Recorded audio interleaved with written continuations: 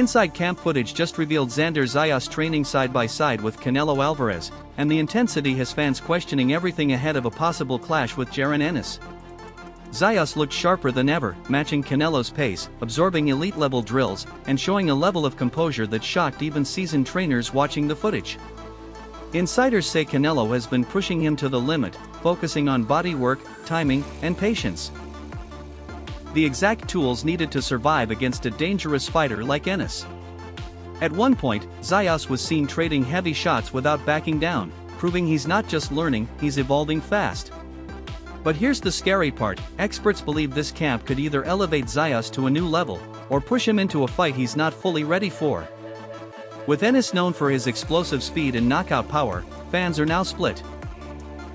Is Zayas preparing for greatness, or stepping into a storm he can't escape?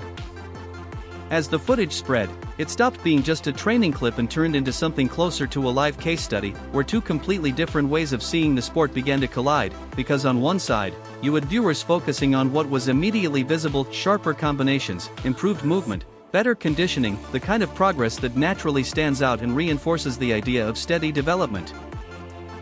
But on the other side, shaped heavily by Tyson's reaction, a different kind of audience emerged, one that wasn't satisfied with what looked good, but started digging into how it looked, why it looked that way, and whether it would actually hold up under pressure. And that shift in perspective changed everything, because now the footage wasn't being watched, it was being scrutinized. Suddenly, small details began to carry more weight.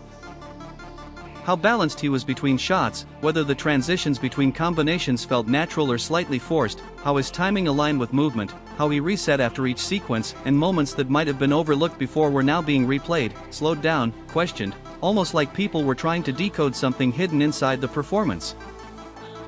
And that's what gave the footage a second life, because it moved beyond its original purpose as a showcase and became a point of debate, a piece of content that could be interpreted in multiple ways depending on how deeply you chose to analyze it. And that kind of transformation is rare, because it means the footage isn't just being consumed, it's being actively examined. What makes this even more interesting is that neither perspective fully cancels out the other, because visible improvement can still exist alongside technical flaws, and that tension between progress and potential limitation is exactly what keeps the conversation alive, pulling people back in as they try to figure out which side carries more weight. One of the biggest things experienced eyes lock onto in training footage isn't the highlight moments, it's how repeatable everything is, because consistency tells you far more about a fighter than a few clean sequences ever will, and that's where this situation starts to feel a lot more revealing than it first appeared. Because it's easy to look sharp for a moment, to put together a clean combination, to move well for a few seconds, but the real question is, can you do it over and over again without breaking form, without losing balance, without your timing slipping even slightly? That's the standard at higher levels, and it's also the first thing to collapse when a fighter isn't fully built for real pressure. And this is where Tyson's reaction starts to make more sense, because it doesn't feel like he's reacting to what's working. It feels like he's reading into what might not hold up consistently, whether that's subtle timing gaps, small balance issues, or decision-making patterns that look fine in controlled settings but could become liabilities the moment an opponent disrupts the rhythm. Because under real fight conditions, there's no reset button. If fatigue builds, pressure increases, reactions have to be immediate. And any inconsistency, no matter how small, gets exposed quickly, and often brutally, and that's why consistency isn't just important, it's non-negotiable at that level. So when you look at the footage through that lens, it adds another layer to the entire discussion, because now it's not just about what's visible in isolated moments, it's about whether those moments are part of a stable foundation, or just flashes that haven't fully connected into something reliable yet. And that's what gives Tyson's words that underlying edge. Because the warning doesn't feel like it's aimed at what people are seeing, it feels like it's aimed at what could happen when those skills are pushed beyond the comfort of training and into the unpredictability of a real fight. Another critical layer in all of this is the gap between controlled training and real competition, because what looks clean, sharp, and convincing in the gym doesn't always survive the moment an opponent starts disrupting everything, and that gap is exactly where experienced voices like Tyson's tend to focus. In training, conditions are managed. Timing can be anticipated, reactions can be rehearsed, and sequences can be executed without the chaos that comes with someone actively trying to break your rhythm. And while that environment is necessary for building skills, it can also create a version of performance that feels more polished than it actually is under real pressure. Because once you step into an actual fight, all of those variables change. Timing becomes unpredictable, distance shifts constantly, fatigue builds in ways you can't fully simulate, and decisions have to be made instantly, without the luxury of resetting, and that's where habits get tested, not in isolation, but in motion, under stress, against resistance. And this is where Tyson's perspective carries so much weight, because he's not just watching what a fighter is doing in a controlled setting.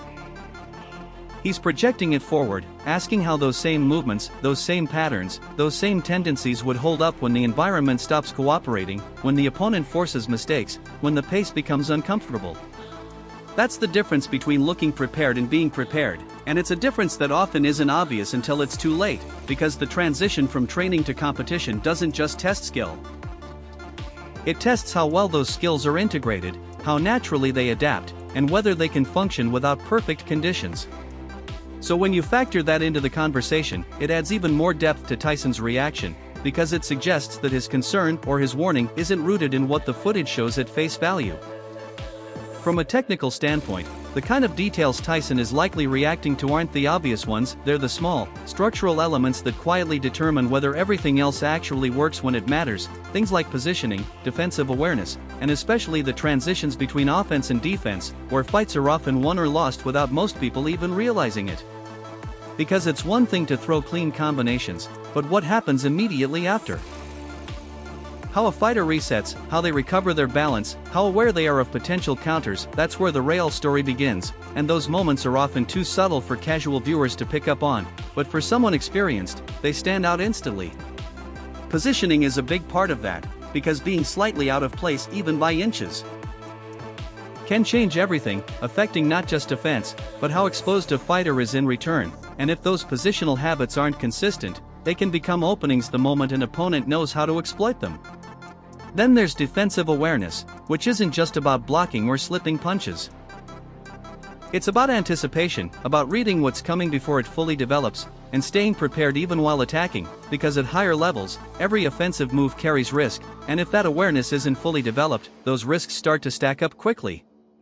But maybe the most telling element is the transition phase, the space between offense and defense. Because that's where many fighters unintentionally leave gaps, moments where they're neither fully attacking nor fully protected, and those split seconds are exactly what experienced opponents look for, and exactly what analysts like Tyson tend to notice right away. So when you look at the footage through that lens, it starts to feel less about what's being done well, and more about whether the foundation underneath it is stable enough to handle pressure. At the same time, it's important not to overcorrect and treat a single clip like it tells the whole story, because it doesn't. Training footage is just one window into a much larger process, and no matter how polished or questionable it looks, it can't fully capture what's happening in sparring, how a fighter responds to real resistance, how coaching is shaping adjustments, or how strategy is being built behind the scenes.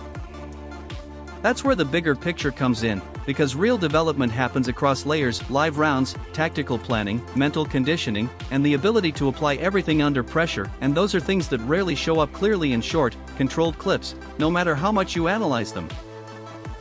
And this is exactly why Tyson's reaction shouldn't be taken as a final verdict, but rather as a lens shaped by deeper experience, one that likely factors in what isn't visible just as much as what is, because someone at that level doesn't just evaluate footage in isolation, they connect it to how those patterns usually translate in real situations.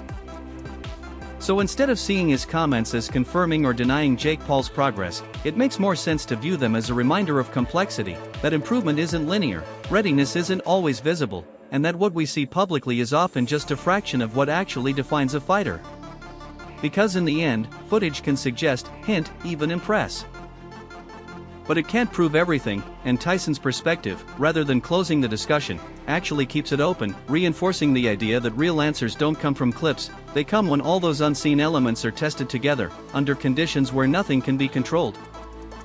There's also a psychological layer here that can't be ignored, because Tyson's words don't just reshape how fans interpret the footage, they start to reshape the narrative around Jake Paul himself, and in boxing, narratives have a way of becoming pressure very quickly. Once a perspective like that enters the conversation, it sticks. Suddenly, every future performance isn't just being watched for improvement.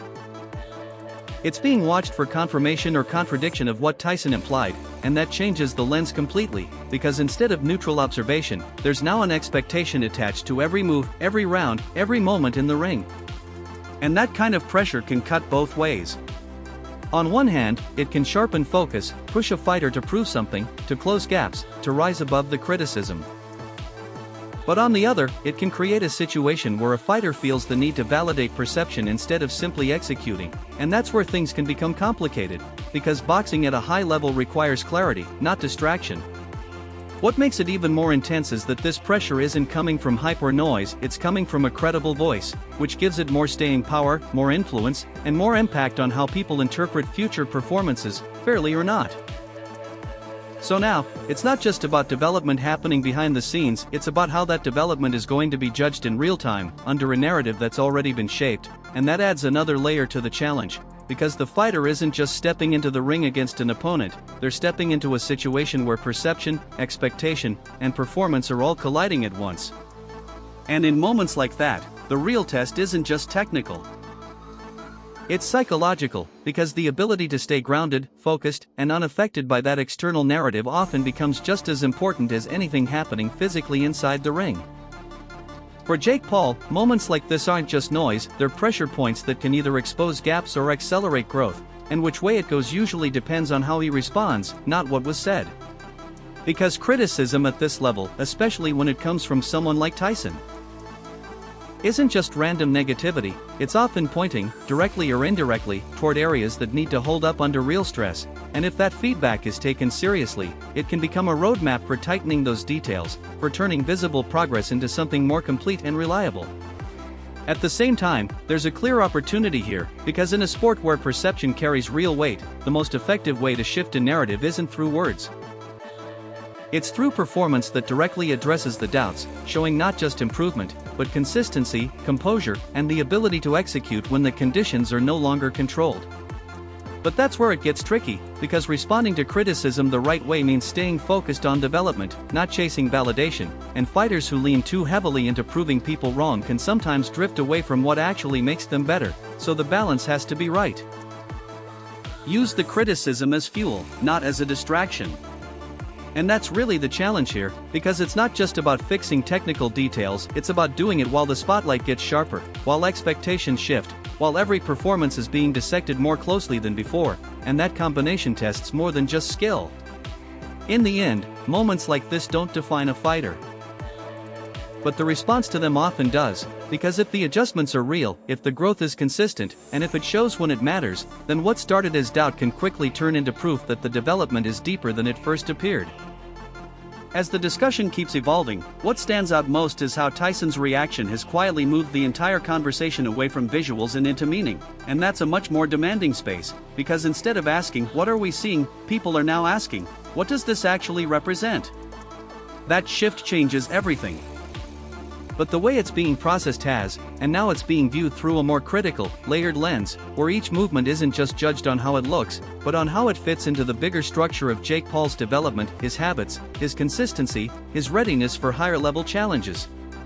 And that's exactly what keeps the conversation alive, because once you move beyond surface impressions, there's no single, easy conclusion anymore. Instead, you get multiple interpretations. Some seeing clear growth, others seeing areas that still feel incomplete, and that tension between viewpoints creates an ongoing debate that doesn't settle quickly. What makes it even more compelling is that both sides can hold some truth, because development in boxing is rarely black and white, it's layered, uneven at times, and often only fully revealed under real conditions, which means the footage becomes less of an answer and more of a starting point for analysis. So in a way, Tyson's reaction didn't just comment on the footage, it redefined how it's being discussed, turning it from a simple showcase into a deeper conversation about what real progress looks like, how it should be evaluated, and whether what's visible is truly aligned with what's required at the next level. And as long as that question remains open, the discussion doesn't fade. It evolves, pulling people back in, not just to watch again, but to look closer, think deeper, and try to understand what's really there beneath the surface.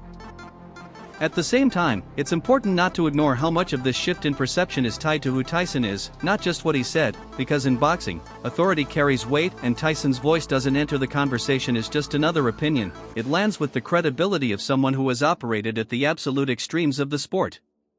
That kind of reputation naturally amplifies everything.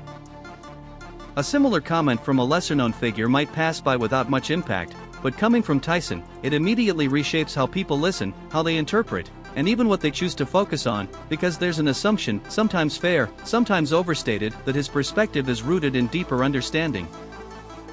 But that also creates a double-edged effect, because while his experience gives his words legitimacy, it can also lead to overweighting his interpretation, where people start aligning their views with his almost automatically, rather than evaluating the footage independently, and that's where things can become a bit skewed. Because even the most experienced voices aren't infallible. Boxing is too complex, too situational for any single perspective to capture everything. And while Tyson's insight can point toward important details, it's still one lens among many, not a definitive conclusion. So what you end up with is a dynamic where his reaction doesn't just add to the conversation, it influences the direction of it, amplifying certain questions, raising the level of scrutiny, and making the footage feel more significant than it might have otherwise. And that influence is part of what makes the moment so compelling, because it highlights how perception in boxing isn't shaped by visuals alone, it's shaped by who interprets them, how much weight their voice carries, and how that voice shifts the way everyone else starts to see the same thing. This is exactly how narratives in boxing take shape, not just through what happens, but through who gets to frame what it means, and once a voice like Tyson's enters the conversation, it doesn't just add perspective, it redirects attention. Because in a sport where so much is open to interpretation, the opinions that carry the most credibility tend to act like anchors, pulling the discussion in a certain direction, and in this case, Tyson's reaction has clearly done that. Shifting the focus away from simple praise of visible improvement and toward a more critical, layered evaluation of what that improvement actually represents. And once that shift happens, it's hard to reverse, because other voices start building around it, some agreeing, some pushing back, but all operating within the framework that's already been set, and that's how a single reaction evolves into a broader narrative that shapes how the footage is understood over time. What makes this particularly interesting is that the narrative doesn't necessarily depend on being right or wrong, it depends on being influential, because in boxing, perception often moves faster than proof, and once an idea gains traction, it can define expectations long before a fighter has the chance to confirm or challenge it in the ring. So in this situation, Tyson's reaction isn't just part of the conversation. It's a driving force behind it, helping determine what people look for, what they question, and how they ultimately judge what they're seeing. And that's the real interplay at work here. Reputation gives weight to interpretation, interpretation shapes narrative, and narrative, over time, can become just as powerful as reality, at least until the moment the fighter steps into the ring and forces everything to be tested for real.